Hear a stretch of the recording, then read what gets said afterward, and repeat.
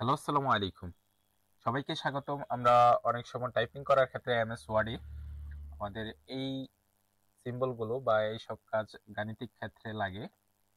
এগুলোর শর্টকাট হিসেবে যদি আমরা নিয়ে আসতে চাই তাহলে আমরা কিভাবে অতি সহজে এবং অতি দ্রুততম এগুলো নিয়ে আসতে পারবো তাই দেখাচ্ছি। যেমন এটাকে নিয়ে আসার জন্য আমাদের লিখতে হবে বিডি, অল্টার চেপে এক্স চাপলে আমাদের এটা চলে আসবে, এবং দ্বিতীয়টার জন্য লিখতে হবে বিসি, অল্টার রেখে এক্স এ চাপ দিলে হয়ে গেল।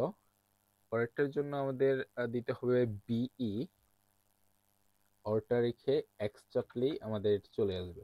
অনেক সময় আমাদের টিক চিহ্ন যদি দিতে চাই, টিক চিহ্নের জন্য আমাদের একটি সংখ্যা লিখতে হবে, তা হচ্ছে 2714।